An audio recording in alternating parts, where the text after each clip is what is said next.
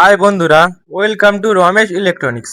আপনারা দেখতে পাচ্ছেন রমেশ ইলেকট্রনিক্সের ভিডিও। চলো এই ভিডিওর মাধ্যমে আমরা একটি 6A বোর্ড কিভাবে সেটিং করব এই ভিডিওর মাধ্যমে দেখে নেওয়া যাক। আমরা কিন্তু এই 6A বোর্ডে আমরা একটা 5 পিন, একটা ইন্ডিকেটর আর তিনটে সুইচ আর একটা রেগুলেটর আমরা পয়েন্ট করব।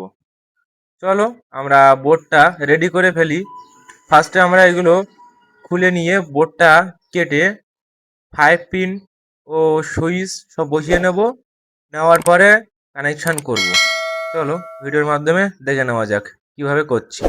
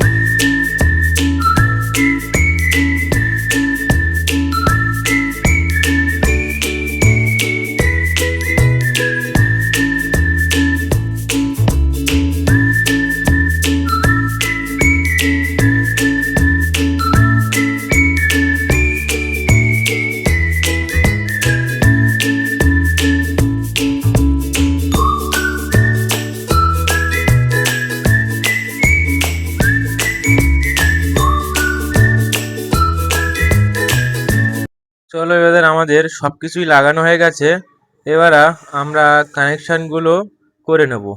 প্রথমে আমরা ইন্ডিকেটরের থেকে শুরু করে সুইচের পয়েন্টগুলো প্রথমে আমরা করে নেব।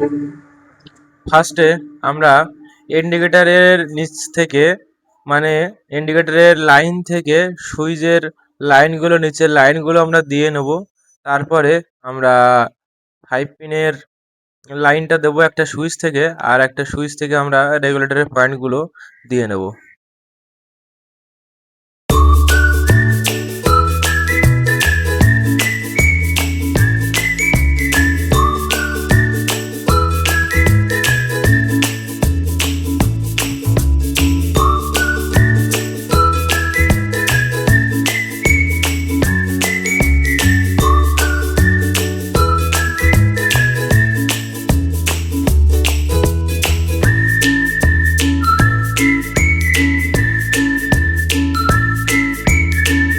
এবার আমাদের লাইনগুলো সব দিয়ে নিয়েছি। ইন্ডিকেটরের নিচ থেকে সুইচের নিচ পর্যন্ত যতগুলো লাইন ছিল, লাইনে আমরা তারগুলো লাগিয়ে নিয়েছি। এবার আমরা যে 5 পিনটা আছে ওর হচ্ছে লাইন থেকে সুইচে লাইন দেব, আর ওর নিউট্রাল থেকে ইন্ডিকেটরের একটা উপরে নিউট্রাল ছিল, ওই নিউট্রালে আমরা দিয়ে দেব।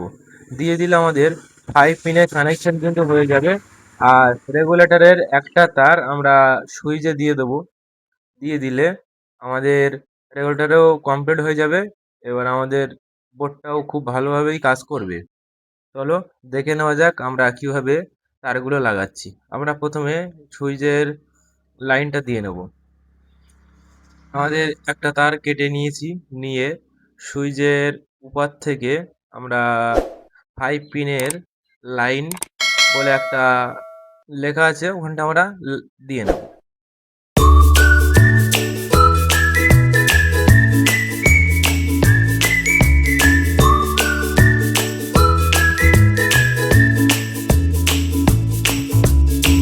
আমাদের যে সুইচের পয়েন্টটা ছিল 5 পিনে, ওটা কিন্তু আমরা লাগিয়ে নিয়েছি।